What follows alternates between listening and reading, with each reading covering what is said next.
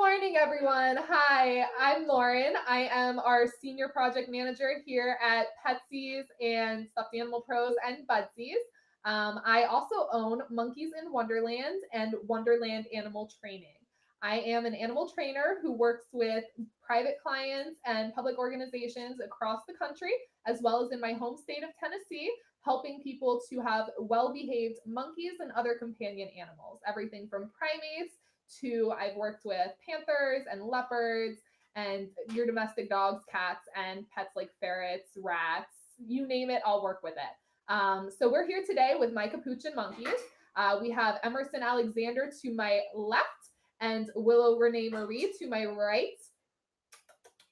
And back in the cage behind us, we have Noah James. Emerson, kiss, kiss, kiss. So the monkeys know a lot of different tricks and commands. Emerson loves to give kisses, as you can see.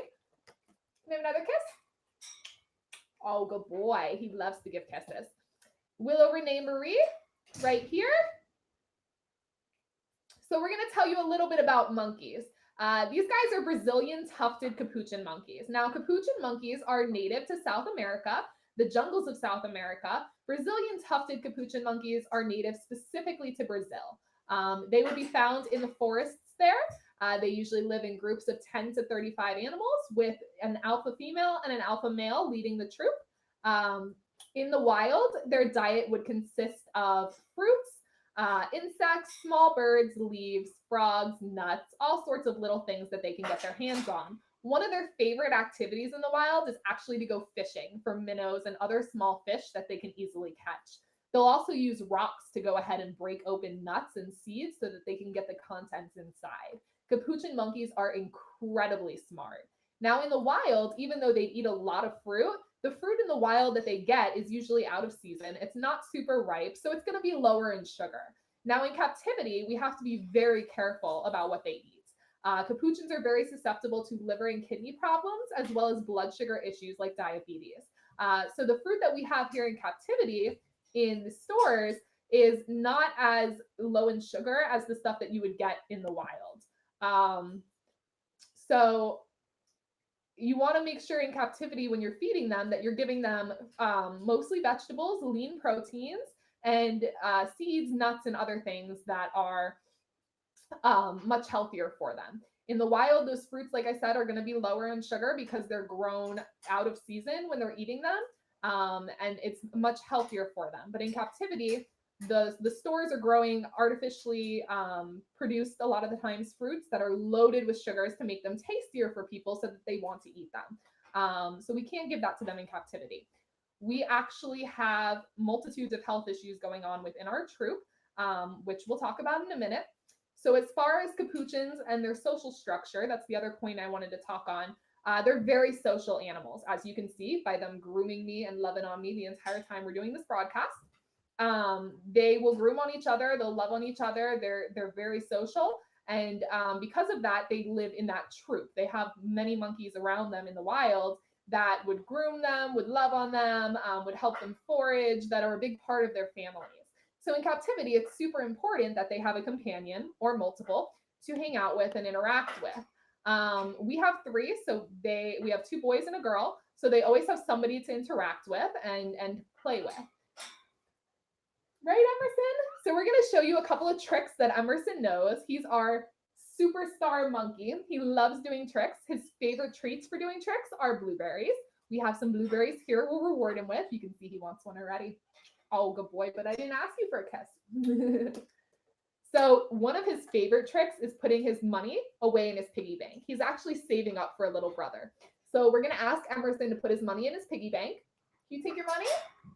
Can you put it in the piggy bank? Put it in the piggy bank. That was good, but put this one in the piggy bank. Put it away. Oh, good boy. Can you put one more in the piggy bank? Put it in the piggy bank. He's like, I got to finish my blueberry first. Oh, good boy. That's not enough money. We need more money for your brother. Put it in the piggy bank. Yes, good boy. Good boy, Emerson. So he's counting up his pennies and his nickels and hoping to get a baby brother when he saves up enough money. So that's one of the tricks he knows. Some of the other tricks he knows, which you've seen kind of a little bit throughout the broadcast, is he'll give kisses. Emerson, can I have a kiss? Oh, can I have one more? Oh, so good. Good boy. Willow is our lazy monkey, so she doesn't like to do a lot of physical activity. She's often found lounging on her hammock, chowing down on monkey biscuits and other fresh veggies and good food, and watching some cartoons on the TV that they have in their room. She's a lazy girl. It's very hard to motivate her as much as she loves food. She doesn't like working for food, and she's smart. She knows she has us trained that she doesn't have to work for food here. Her food is given to her, and we do encourage them to forage. They have different things that we'll encourage them to forage for their food. So we'll give them, paper towel rolls with paper towels with stuff inside, with nuts hidden in there. We'll give them boxes that are taped shut with food in there to help them forage and get that food out so that they have something to work on. We'll have different foraging devices set up throughout the cage with different stuff in it so that we can encourage them to forage that way. So they are constantly working for their food, but Chica doesn't like to train. She doesn't like to do tricks for food. One trick she knows, just one, is give me your hands. Good girl, good hands. That's the only trick she knows. Emerson, can I have your hand? Oh, good boy. Can I have another kiss? Oh, good boy, double trick. Sweet boy.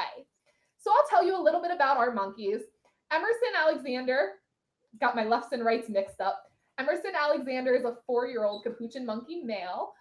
He came to me January 9th of 2016. He was actually born on my 21st birthday, which is how he ended up coming home with me.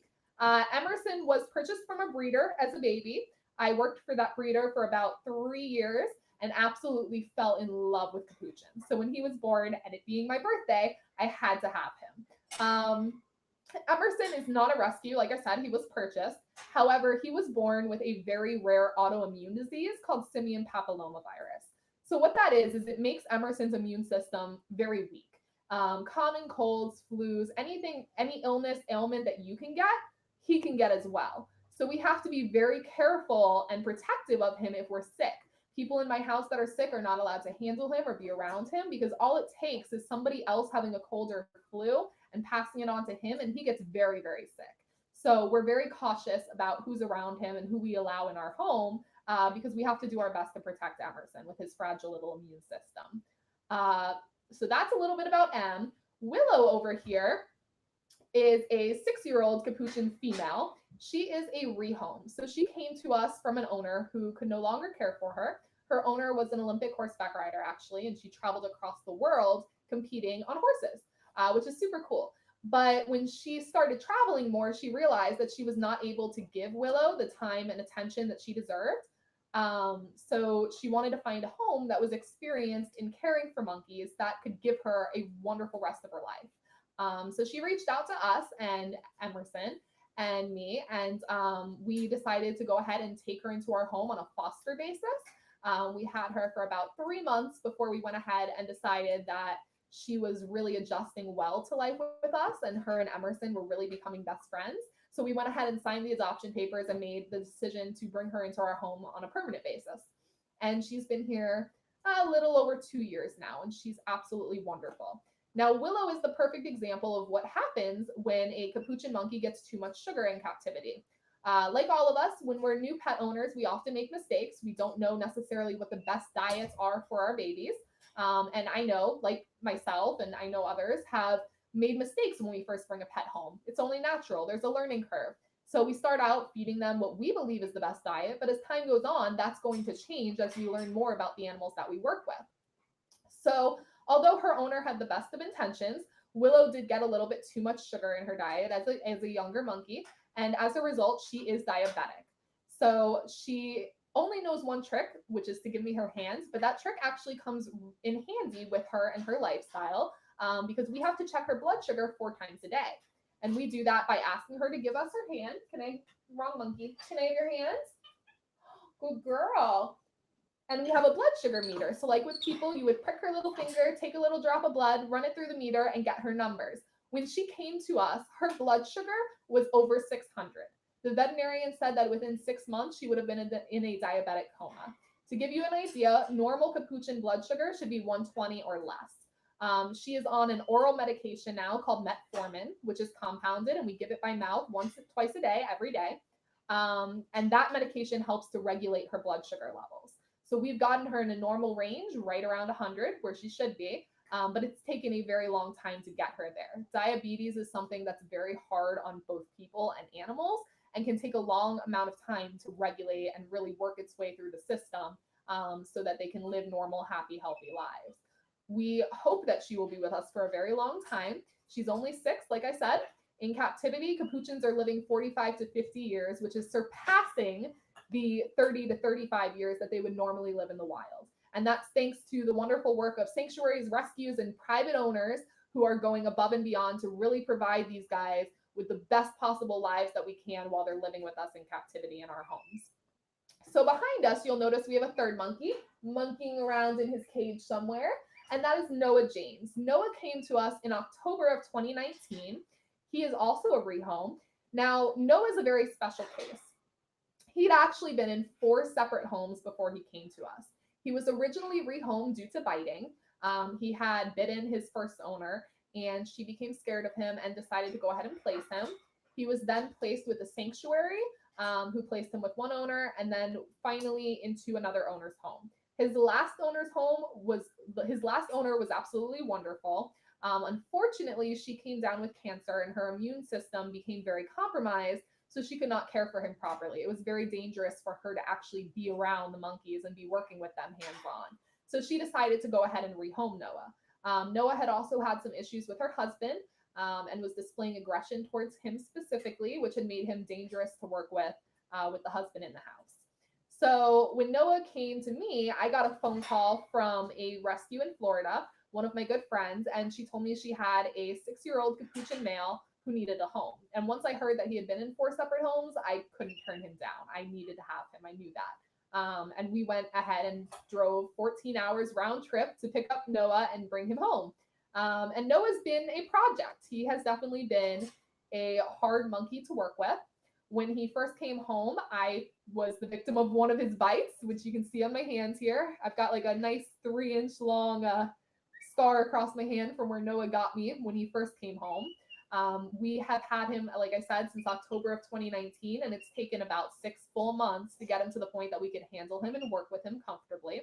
I think a lot of that has to do with these guys right here. They are incredibly sweet, incredibly loving. Willow here is who I call Mama Monkey. She loves the other monkeys. She loves grooming on them. She loves kissing them, giving them hugs, making sure everybody's kind of okay, always looking after the other monkeys. So I think she's really helped Noah to kind of settle in and realize that life here is not so bad, and he's finally found his forever home. When you have an animal that you're working with that has been through so much and has been through so many homes, it's going to take a lot of time to work with them and reassure them and train them to the point that they know they're not going anywhere else. This is their forever home and they're safe here. And Noah's finally letting his guard down and being okay with that. So we're really happy about that. Noah is now one of the sweetest monkeys. He's let his guard down to the point where his real personality is starting to come out. And he's just a sweet, gentle monkey. He loves curling up in bed with me and my boyfriend and giving us kisses before bed and watching TV with us. He's a really good boy. Really good boy. Yep, you can see Noah right there. Noah, you come and say hi? Hi, Bobby. Hi. And like I said, Willow is Mama Monkey of the troop, and Emerson over here is the baby. He is, like I said, only 4, being the youngest member of our troop. So he is definitely the baby monkey, and he knows it. Emerson is spoiled rotten. He knows that mommy waits on his every desire, every want and need. Anything Emerson wants, he gets. Because he's my baby, and I raised him from the time he was tiny. So he has a very strong relationship with me. So we'll go over some other tricks that they know just to kind of keep things interesting in here. Emerson, do you want to shake hands? Good boy. You want to shake hands? Good boy. You got to get you a mini bottle of hand sanitizer with what's going on around here. Can mommy have another kiss? Give me a kiss. Emerson, give me a kiss. Can I have a kiss? Oh, so sweet. We'll let him eat that. My cat has decided to join the broadcast as well, in case anyone was wondering. So we're just having a full-on monkey animal party here. Monkey animal party. Emerson loves kitties. Oh, perfect. This I did want to ask you because I know that you do have a Petsy of Emerson as well. I was wondering if you wanted to show that off and talk a little bit about working with Petsies, you know, to get that made, you know. Yeah, definitely. So we have Emerson Jr., who I have right here. You can see Emerson reaching for his Petsy. He loves his Petsy. Aww. So the team at Petsy surprised me with this Emerson look-alike when I first joined the team, and we couldn't love it more. It is like the perfect representation of our little Emerson. They look a lot alike, from the little white beard around the face to the little tufts of hair on the ears. They really did a wonderful job of capturing Emerson perfectly. And you can see it's a good, not it's a little bit bigger than him, but it's a pretty good life-size representation of M. And we're really happy and excited to be able to have it in our home. And you can see the monkeys love it. They love kissing on it, and they kind of think it's another monkey. They think it's real. They're trying to groom it and everything. Like, I think that's crazy. It's Trying to so groom. realistic. Yep.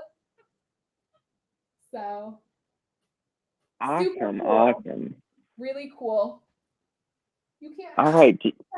Do you have anything else that you would like to go over on our wonderful virtual field trip? So I showed you guys some of their tricks. We went over a little bit of monkey facts. Another trick that Emerson knows. High five. Yep, good boy. Want to do one more high five? Yes, good boy. And let's end that with a kiss. Let's do one more kiss, since that's our favorite trick.